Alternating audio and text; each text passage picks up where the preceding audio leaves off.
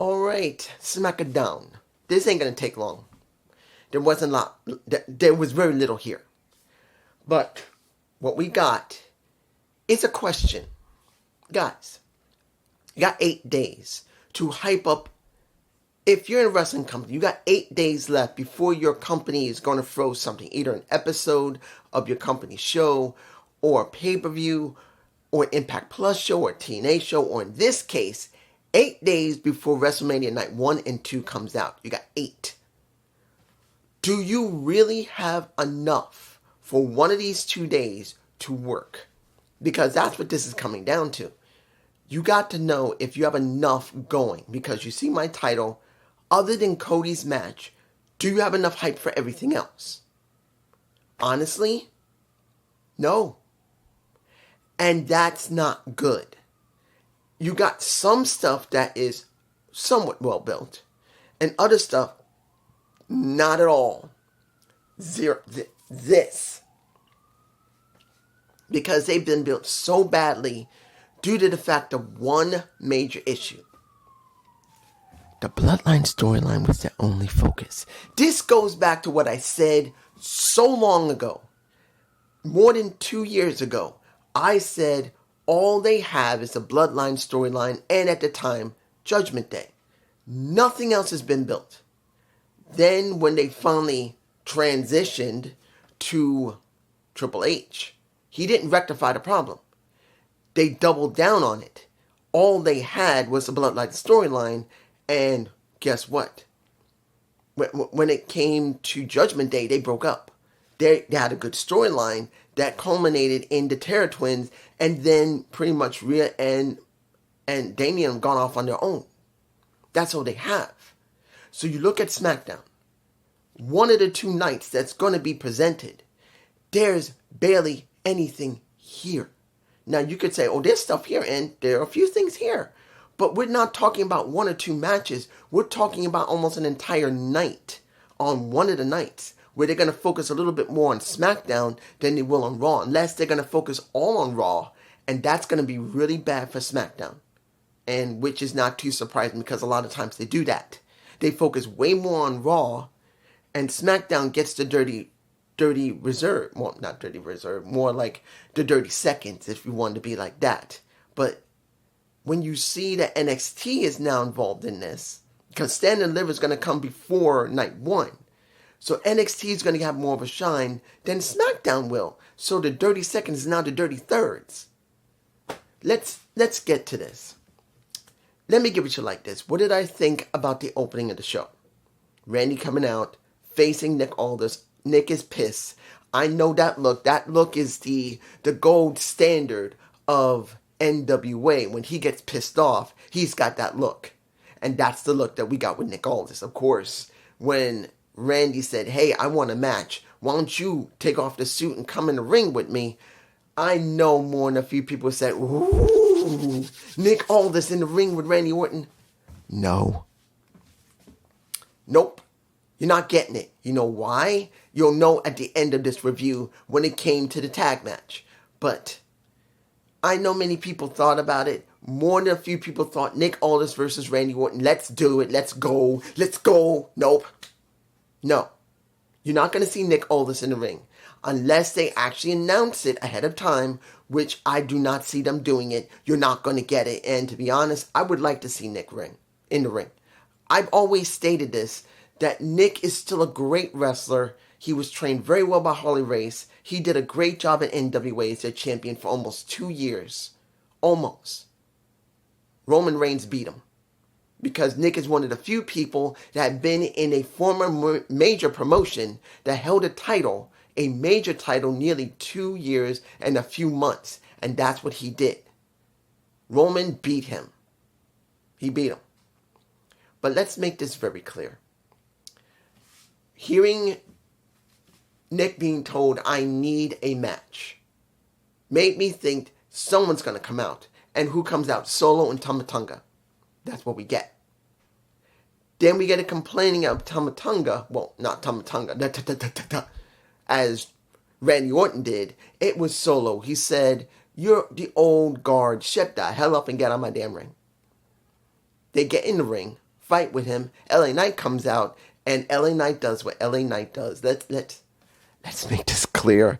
Seeing Randy, who did a good promo before the two goofballs of Tamatonga and Solo, and understand that's what they are now, because Jacob Fatu is the focus.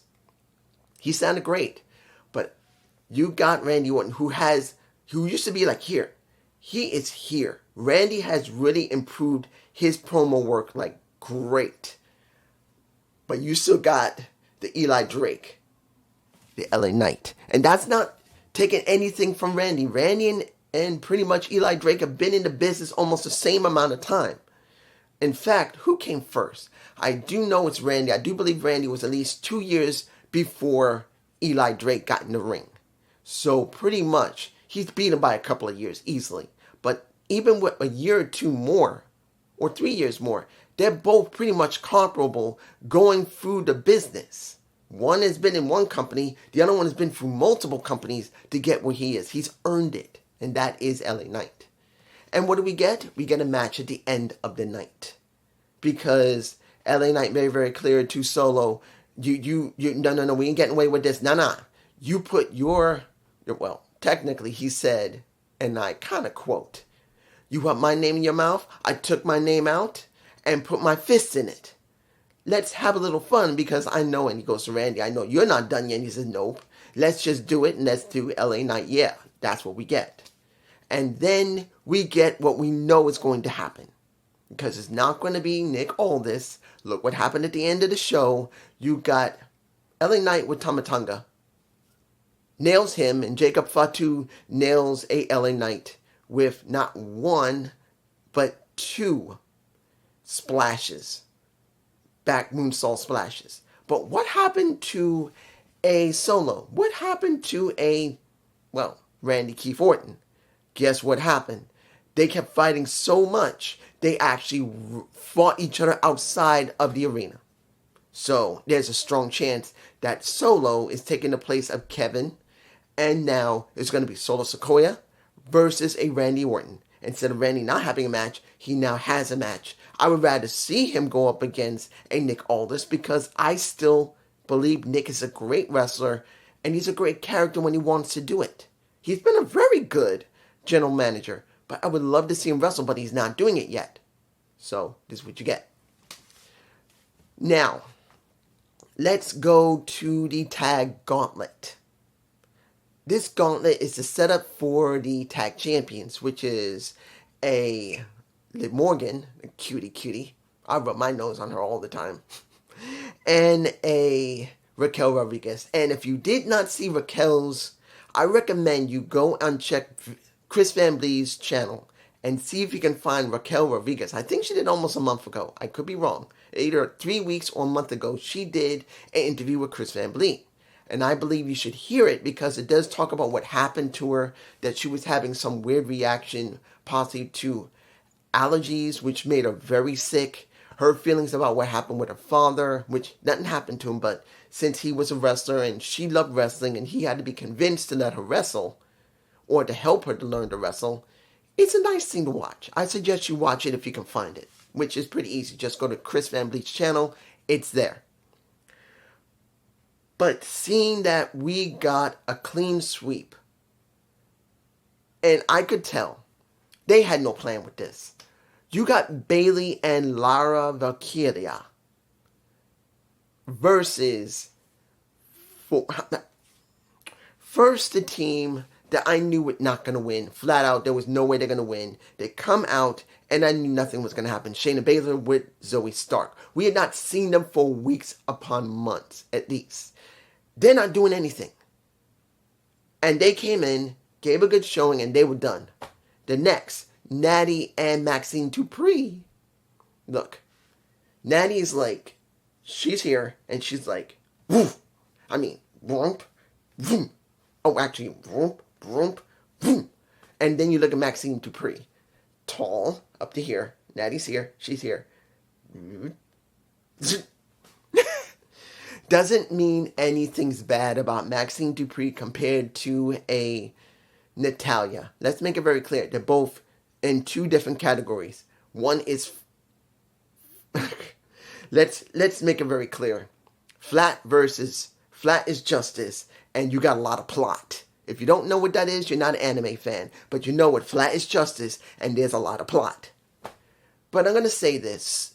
Would they actually go down the road because of what Maxine Dupree tried to do and do a sharpshooter? And this is what it's coming down to, why I'm describing one who's like that and one who's like that. Because Natalya, who has a wealth of knowledge, who is one of the best female wrestlers they've had in that company in years, for many years, it's with a Maxine Dupree. And if you kind of remember what happened years ago during Total Divas time, and you saw what happened with, I can't remember her name, it's been so long when she was working with Fandango. You know who I'm talking about. What was her name? Ray, I believe. It's been a while. I'm sorry. I can't remember absolutely everybody. But you know what I'm talking about. When Natalya worked with her, she helped her quite a lot in the ring and also worked with her when she was in Total Divas as well.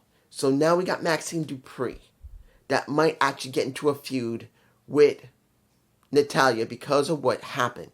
Or she may become a tag partner. Because let's be honest, the tag division is very thin, even with all these women. Because look what happened. You got Bayley and Lyra teamed up who never teamed before. The only true team that we actually had two teams. Well, let's take that back. One team. Carter, Chance. That's what we got. We got Carter and Chance. They are the only true tag team they got there. And we haven't seen them in so many months. I forgot about Carter and Chance. We're still on the main roster. And we get Carter and Chance, and they lose. Then what do we get? B-Fab and Michin, who is a new team that just stuck together as well. And yes, they've been working together. They're friends. But they're not a real tag team either. They haven't really had any tag matches. They just threw women together because they didn't have any real tag teams. Finally, the Green Cabinet. Yes, you have Alba Fire and no more Isla Dawn, as you already know. It is Piper Niven. Let's put this in perspective. Do I believe Piper Niven and Alba Fire were a team? No. We have not seen them tag team much. If they did tag teams all the time, I would say yes. But they're working with Chelsea Green. Yes, they're a triad, but does not mean they feel like... They don't feel like a tag team unless I see them more than just once or twice. For me personally, I've only seen them maybe twice tag. They don't really feel like a tag team. Now, have they ever worked together as a tag team? I'm sure they have. But we're talking about what's been presented on SmackDown TV. Like what happened with B-Fab and Michin. They've been seen together a lot, but doesn't mean they've tagged together. When it came to Shayna Baszler and Zoe Stark, they are a tag team, but they have been ignored and neglected for a long time. They've done nothing with them. They are more like a tag team that jobs. That needs to look good, but when it comes to the clinch, they job. So that's what we got. In the end, what did we get? We get Bayley. Well, who was the one who got the pin? It was, I believe it was on Alba Fire that Bayley managed to do the... Yeah, it was Alba Fire that she pinned. So now we're probably going to get a WrestleMania. Alba Fire, not in there. Piper Niven, not in there. Shayna Baszler or Zoe Stark, not in there. When we got women that should be built up to be in the tag division, and they're not going to be. So you're going to get the same people as you normally see. You can have Bayley and Lila Valkyria versus Liv Morgan and a Raquel Rodriguez. 4 women that have been seen constantly. Well, let's make it 3. Because Lyra Valkyria, yes, she's been defending her title. She doesn't feel important. But she is the Intercontinental Champion. And this is what we get. This is it. So, there you go. Next. Rey Fenix versus Alberto. Or Berto. Let's make it very clear. Do I think they did a bad match? Hell no. They did a good Lucha Libre match. But do I feel like they always stick the luchadors with the luchador? You see I'm botching here. Why are the luchadors being stuck with luchadors? Why are Mexican wrestlers or Puerto Rican wrestlers being stuck with Mexican Puerto Rican wrestlers? I'm sorry. This is not being stereotyped. This is not being racist. But whenever you bring someone in who has been taught the lucha libre style, even if they're white, Spanish, black, it's always the same thing. They stick luchadors with luchadors. If they stick luchadoras with luchadoras. And it's really boring. Look, I want to feel like if these guys are really important, let them go up against other people and learn their style. So we don't lose all of the lucha libre, but at least we see them. One guy has to adapt to another wrestler. It doesn't mean they got to take on that wrestler's style permanently. It's just temporary. Because we know Ray does a very, very fast lucha libre style. What is going to happen when he has to be dealing with a European wrestler? Or better yet, a WWE wrestler who has been taught they have to be slow to a certain extent because they have to make the camera look good. What is he going to do then? Because when it comes to AEW, they're so fast-paced a lot of times, the camera's always in a very wide angle. Sometimes WWE doesn't do that. They like to narrow down. They really like it, particularly when they do this. They still do that, So he's going to have to learn. They're going to tell him, hey, you can't do it like this. This is how our cameras work. These are how our wrestlers work. You need to slow down in certain parts. You need to speed up in other parts. Ray's going to learn that. Now, do I believe they did a great job? Yeah, they did. They did a great job. And Alberto did all right. And when it was over and Santos Escobar got into the ring, shook Rey Fénix's hand, and then went to the back, pretty much told Alberto, you said all this stuff, look what happened. Look what happened, I'm disappointed with you. But the person that wanted to make him feel better, wanted him to understand that just because you got beat by Rey doesn't mean you're not a great wrestler, is, well, Andrade. And since Andrade really doesn't have much to do, seeing him work against Legado del Fantasma, who wanted him and he doesn't want to be part of it, will make some level of sense. Could we see Alberto go to Andrade? Or better yet, Rey Fénix work with Andrade? Possibly. One of the two. Moving on. Alright. This was the match. I'm like, what the blue fuck? Really? I understand he's coming back. I understand Aleister Black. He's probably back on the roster, but we haven't seen him yet. We saw a vignette of someone. Well, we didn't see anybody. We just saw an empty space with smoke, and it was all black. That probably is Aleister Black. But let's make this very clear. I'm not against Zelina Vega. I actually like Zelina Vega. Okay? I've always liked her. She's great when it comes to being a manager. She's great. I have no problem with her. And when she has to wrestle, she can wrestle. Yes, she's a bit smaller, and there are times when she can botch. And a few weeks ago, that wasn't a good match with Piper Niven. That was a sloppy match. It should have been her and Alba Fire, like I said. But she has her moments when she's perfectly fine. But what did we get in her match with the U.S. champ? Chelsea Green gets counted out. So this gives what the blue fuck? What is that booking? You knew that Zelina Vega wasn't going to be able to win. So you made Chelsea Green so pissed that she has to keep dealing with a little runt, as she would call her, that she would throw in the ring, started getting angry at the commentary team, and then get counted out? So you can continue this feud that doesn't feel like a feud at all. This is really bad for Zelina Vega because look, when she went up against Rhea Ripley in Puerto Rico, it wasn't a great feud, but it was built well enough that it got over. What is this? This is not really great for Zelina. This is like a last minute thing you're throwing together where a possibility Zelina Vega is going to get a match on either WrestleMania Night 2 or WrestleMania Night 1. Just as either a pre-show or would be crazy enough to put it on the main card. And I'm like, really? This shows how bad the division is. Let's make this clear. Honestly, when you look at the division for the US and IC titles, there is none. There's no division. What are they doing? There is no division for the tag titles. There's no division for the IC title. There's no division for the US title. You have more than enough women to actually put out there that are in the back that you could build up, and not building anyone. They're only building the core people they want on TV, which makes this boring. Let's move on. Now, let's make this very clear.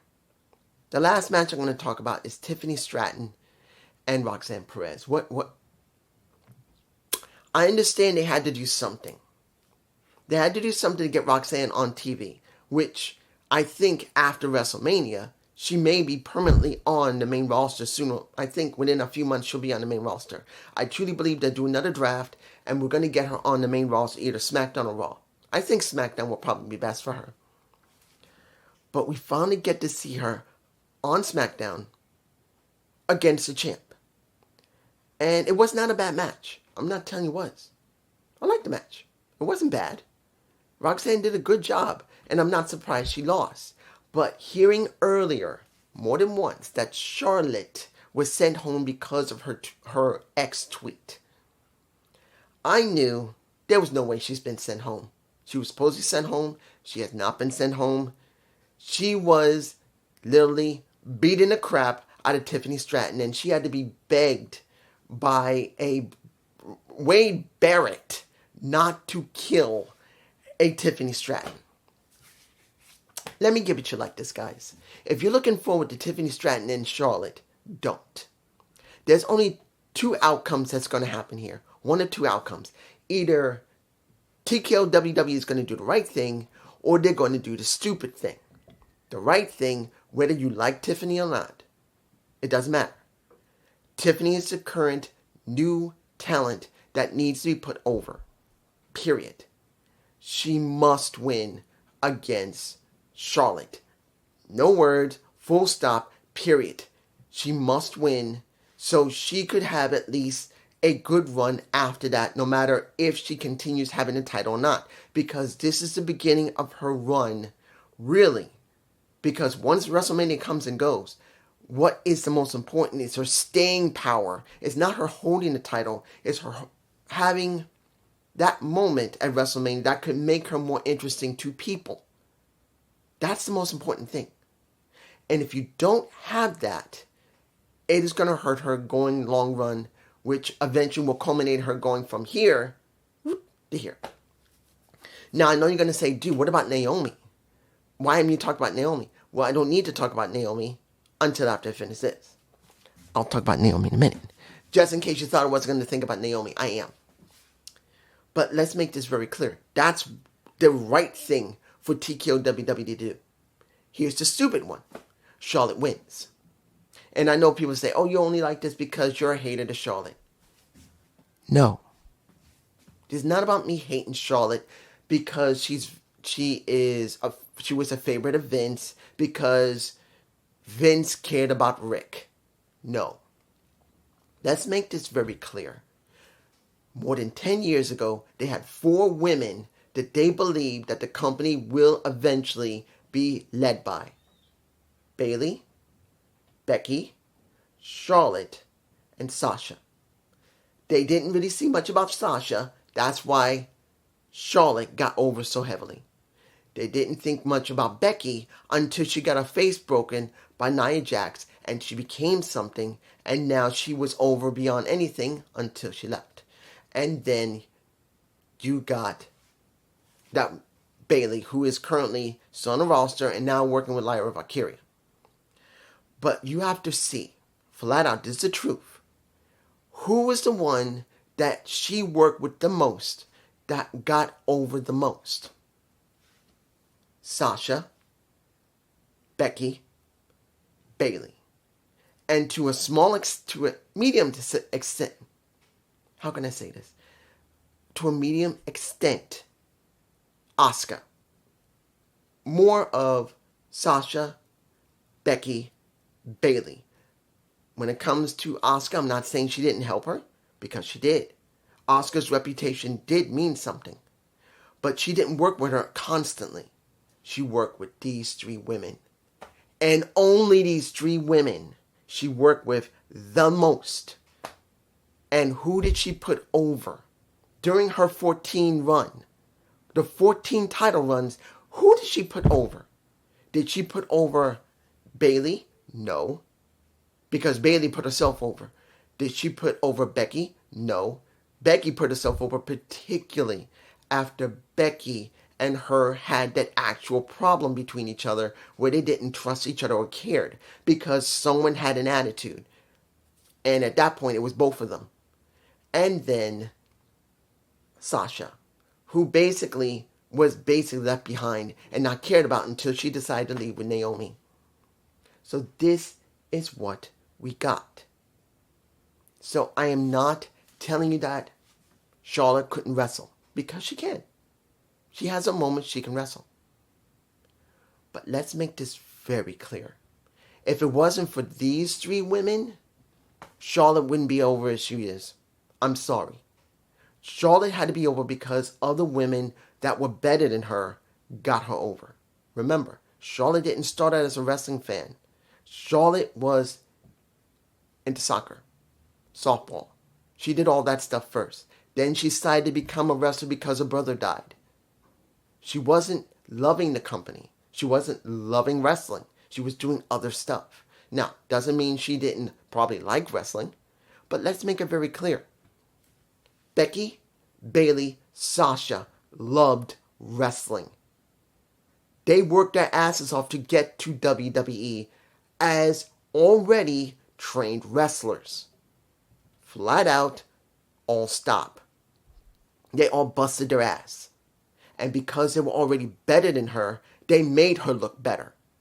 But now, let's make this very clear. Who has Charlotte put over for the next generation? Who? Did she put over Naomi? No, she never did. Did she put over Nia Jax? No, she never did. In fact, they had a fight at one point. Did she put over anybody since she has been a 14-time champion that wasn't Bayley, Becky, Sasha? I post this to you down there. Who has she put over? No one. So now she has an opportunity to put someone over in a Tiffany Stratton. But if she does not put her over, this is going to be bad. Because then it shows how damn... Hang on. Camera was about to click off. If she doesn't put this girl over, because we already know that she did get pissed off because the fans didn't respond to her the way she wanted. And what did she do? She actually brought in real life stuff when it came to Tiffany. Saying, Ludwig Kaiser was in my DMs. That's real life shit. Wrestlers normally do not do that. Tiffany, in her promo segment, wasn't great. Make it very clear. She was not great when she was on the mic. She was sloppy. That happens with a lot of wrestlers who are still new in the business. She's only been there 2, maybe 3 years. She got a lot to learn. And I'm telling you, she has a lot to learn. But she didn't go that far. The fans are the reason Charlotte went down there and went the way she did, because she went off script. Go check all the dirt sheets. Go check all the websites. They all say the same thing. Charlotte went off the script because she got pissed off that the fans were not responding the way she wanted. And Tiffany was sloppy. She wasn't that great on the mic. So she decided to bring in real life situation that should never happened. That's a no-no. That shows how Charlotte, Ashley Flair, has a problem. Her fucking head is bigger than her shoulders. She thinks she's so good, she's got to do whatever she can to make herself look great. And she doesn't matter if she's breaking kayfabe or not. And that's not a good thing. Who went through something like that? And who right now, who's being pushed, really never really addressed it? Tessa Blanchard. Like I said multiple times in my TNA Impact reviews, Tessa needs to go through the main roster, every woman there, no matter if they're a bad guy or a good guy, to show that she's dominant, to give people the understanding that she's being treated correctly. She needs to prove herself. But if she's getting the main title so quickly after going for only 2 women and doing, 2 tag matches, that shows that they don't care about the criticism of what she's done. And she herself possibly couldn't argue, or basically is perfectly fine with it, is allowing it to happen. They may be leaning into what she did before, doesn't mean a damn thing. The fans will know bullshit. And I'm telling you right now, when it comes to Rebellion and maybe Slammiversary, she still needs to be built correctly. If Tessa's not built correctly, people will not believe in her. And they will hate her even more. Not. She's a bad guy. It's just that we just don't like her. Because you didn't book her correctly. And all that criticism of her being racist and prejudiced was true. I don't know if she did it. But the point is, if you want people to see her for more than what she is, book her right. And Charlotte, and understand, that girl's got a lot of pull still. She's going to want to make it about herself. If she wins that damn title, it is going to prove, after what she did a week or so ago, saying Kaiser's been in my damn DMs, girl. That's real life. You don't take a wrestler's real life and throw it onto national, international television. That's a no-no. This also goes along with what happened with her. And understand, this isn't the first time. This is the 3rd time. Second time was her and Nia Jax having a real fist fight. And since Nia Jax was a bigger ass woman, she looped her ass. And then what happened when it came to her and Becky. Neither one of them liked each other, and it showed during that segment because Charlotte was the one who started it. Doesn't mean that Becky didn't reciprocate and do it a little worse. Charlotte started it. So she better win. And I'm talking about Tiffany. Now, last thing I'm talking about is Naomi. Do I like what they're doing with Naomi? Yeah. Do I believe that Naomi is going to win? No. Should she win? Yes. Because she's more entertaining than, sorry, Jade Cargill. She is. She just is. Jade, I don't hate her. But it is obvious she's still green. She has the look. No problem. But does she have the skills in the ring? Mostly no. Does she have good mic skills? Mostly no. Does she have a presence? Yes. But the thing is, just having a good look and some presence, it's not enough, particularly in the way that TKO WWE runs. And let's make this clear. Many cases during many of her matches, she's been sloppy, particularly when she was in tag matches and singles. So understand, when this match happens in WrestleMania, either night 1 or 2, obviously, Naomi is going to do the heavy lifting in that match. Yes, Jade's going to be wrestling using a lot of power, but to make the match look good, to show that Jade can beat her down, Naomi can take a beating, take it back, and then Jade can beat her again, she really needs not to be sloppy. Because if she's like I've seen her many times, especially with the TBS title, the girl was sloppy. In WWE, she's been sloppy. Let's just hope she's better. Overall, have they built up other things? Honestly, don't know. And when it came to Cody, because I'm not forgetting Cody's segment with all 7 titles, the Spinner title, the old original title, the Latino Heat title, yes, all of them were there. Did I believe that segment was good? It was okay. And that is the only segment they have that is important. Trying to build up what he said about John Cena, trying to make it very clear that John Cena cannot take that title and go home with it. He must lose, period, end of story. And the thing here is this. They hyped up Cody, but have they hyped up everything else? Honestly, no. The tag division doesn't feel that important. You actually got Miz and you got Carmelo Hayes messing with messing with the tag champs. Yes, they're going to be a possible gauntlet, I think, for the men. But I don't remember. I think there might be a gauntlet for the men. But essentially speaking, the tag division doesn't feel important. The U.S. title does feel mostly important because Jacob Fatu, who is new and who is really hot, that means something. The IC title, that feels important due to the fact of Jey Uso, the true tribal chief, will be going up against Gunther.